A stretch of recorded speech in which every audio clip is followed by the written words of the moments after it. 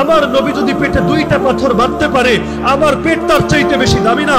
আমার নবীর দাঁত যদি শহীদ হতে পারে, আমার দাঁত তার চাইতে বেশি দামি না?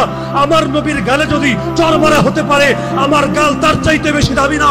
আমার নবীর চেহারায় যদি থুতু মারা হতে পারে, আল্লাহর কসম আমার চেহারা তার চাইতে বেশি দামি না? আল্লাহর নবীর চাচাকে যদি 70 টুকরা করে তার কলিজা চিবিয়ে খাওয়া হতে পারে, আল্লাহর কসম আমার বাপ চাচা তার চাইতে বেশি দামি না? আরে আল্লাহর দ্বীনের জন্য যদি আল্লাহর নবীকে কাবা ছাড়তে হয়, মক্কা ছাড়তে হয়, পবিত্র ঘর ছাড়তে হয়, আমার ঘর, আমার এলাকা, আমার দেশ তার চাইতে বেশি দামি না? আমার মসজিদ, আমার মাদ্রাসা, আমার খানকা তার চাইতে বেশি না?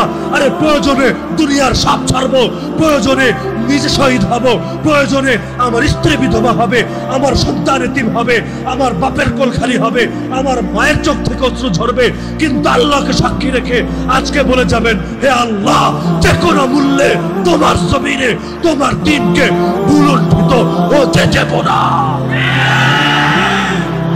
আমাদের জন্য এক আল্লাহ যথেষ্ট, যেই আল্লাহ নবী মুসার জন্য যথেষ্ট হয়েছিলেন, যেই আল্লাহ নবী ঈসার জন্য যথেষ্ট হয়েছিলেন, যেই আল্লাহ নবী ইসমাইলের জন্য যথেষ্ট হয়েছিলেন, যেই আল্লাহ নবী ইউনুসের জন্য যথেষ্ট হয়েছিলেন, যেই আল্লাহ বদরে যথেষ্ট হয়েছিলেন, যেই আল্লাহ খন্দকে যথেষ্ট হয়েছিলেন, যেই আল্লাহ ফাতহে মক্কায় যথেষ্ট হয়েছিলেন, যেই আল্লাহ হুনাইনের কঠিন সময়ে যথেষ্ট হয়েছিলেন, একই আল্লাহ আজও যথেষ্ট হবেন আমি পাপীর জন্য যথেষ্ট হবে।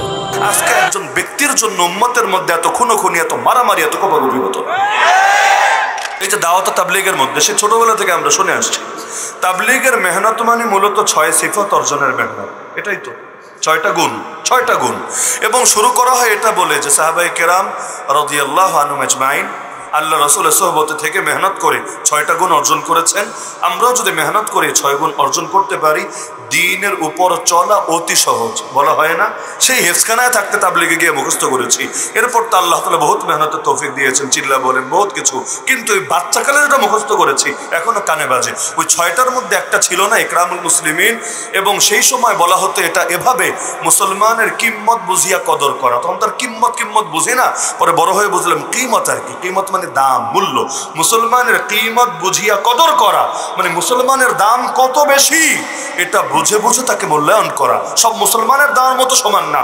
আল্লাহ রসুলের দাম আর আবু বকরের দাম সমান, আবু বকরের দাম আর একজন তাবেঈর দাম সমান, ইমাম আবু হানিফার দাম আর আমার দাম সমান না, ব্যক্তিভেদে পার্থক্য আছে। যেই মুসলমান যেই দামে, তাকে সেভাবে কদর করতে হবে। আলেমের দাম আর জাহেলের দাম সমান, একজন ওলি আল্লাহর দাম আর আরেকজন পাপিষ্ঠ মুসলমানের দাম সমান কোশ্চিন কালেও না। মুসলমানের দাম বুঝে কদর করতে হবে।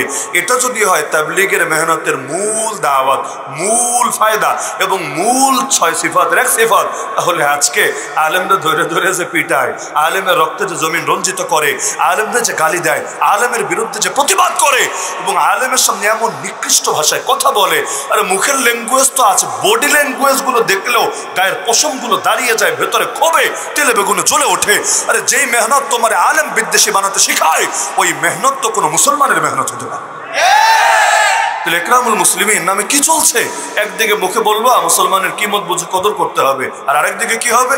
আমরা যখন ইফতা 2য় বর্ষে পড়ি ফতোয়া বিভাগে, ওই সময় একবার এমন হলো, আমাদের উস্তাদ জেনে আছেন, দায়িত্বরত উস্তাদ, তার কাছে একজন আসলো এলাকার সাথী, ওই দলেরই লোক আর কি, তখনও তো ভাগাভাগি দেশে হয়নি, পরবর্তীতে ওই দলে জয়েন করেছে।